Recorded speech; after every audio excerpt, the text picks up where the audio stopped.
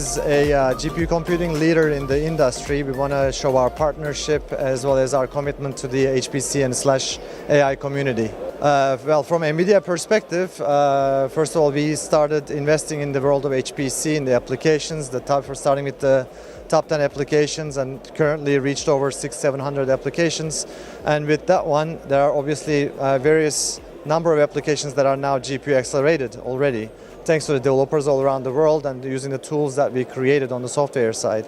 Right now, there's, I don't know the exact quantity, but a good number of top 500 systems are GPU accelerated as well. Again, thanks to the developer community, the HPC community, and the support we have gotten. Currently, as many of the viewers have heard about, it's the world of AI that is booming, right? So, and not only AI itself for the enterprise world, but also for the world of the HPC. The merge of AI and HPC is kind of an interesting topic. We keep hearing that more and more. So a lot of developers and scientists are looking at how to use GPUs to enable AI features or integrate AI into their HPC workflow. This machine is used specifically for deep learning training. Right, it's custom designed just for that purpose. Yes, you can use it for standard HPC applications as well, and the more I guess AI features get built into standard HP or traditional HPC applications, the more this machine may be useful. But at the moment, it is literally all about deep learning training.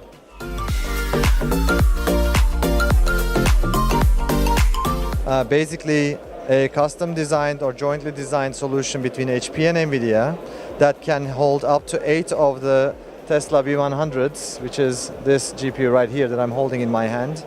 And each of these boxes, these are actually coolers. The 8th one is actually down here. Basically is housing 8 of these Tesla V100 GPUs that I talked about. It's a massive compute performance that you can get out of this box. From a data center a responsible person perspective or an IT person perspective, when it comes to AI, you have to start thinking a little bit differently than in the past. Because AI requires you to think about two things. One, what type of system am I going to need to use for deep learning training? Secondly, what type of system do I need for the inference piece? Deep learning is when you're using a system or multiple systems for getting the most accurate training at the fastest time possible.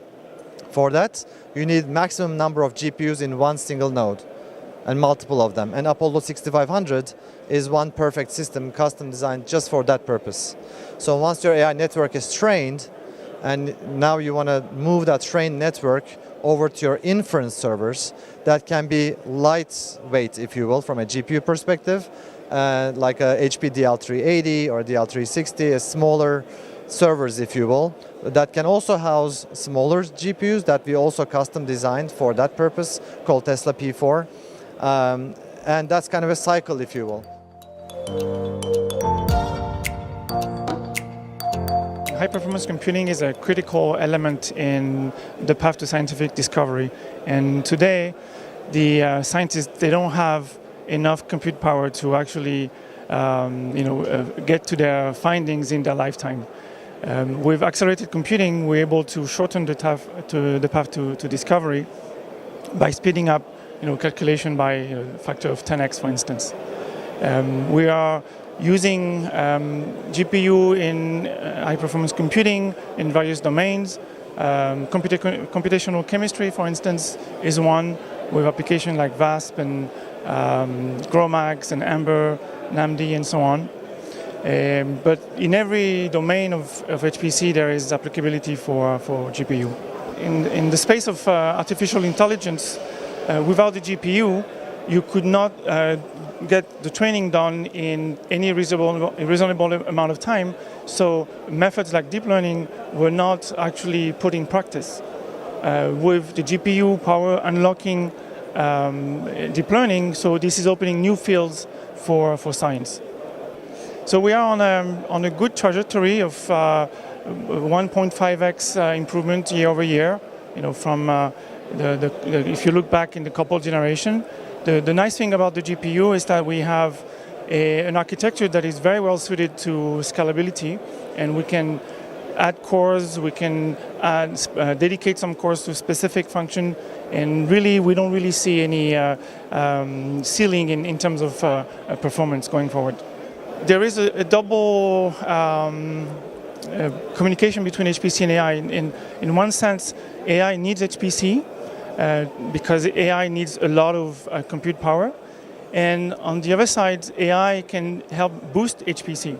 So this is a demonstration of AI inferencing.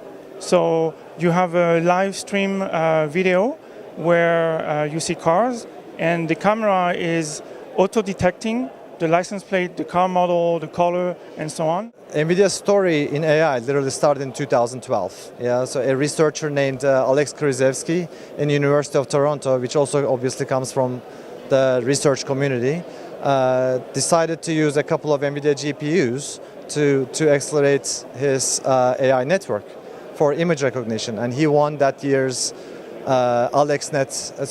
image competition called ImageNet.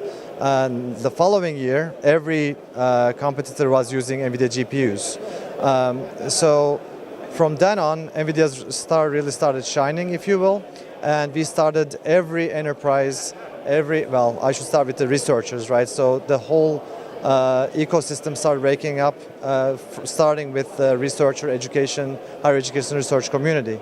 It then moved over to the cloud vendors, if you will. Anyone from Amazon Cloud to Google Cloud is started using GPUs and offering the GPU services to the companies or the startups. And that spawned into more enterprises and startups that are using GPUs, again, for AI development.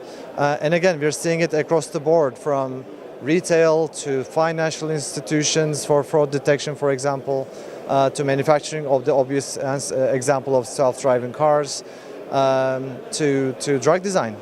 And with HP, we partnered now so that they can actually also enable our joint customers with deep learning and know-how and get going with their projects. That's kind of a new, not so new, but it's a new information that a lot of folks that do not know. We'd like to invite our customers and partners to be able to take advantage of that.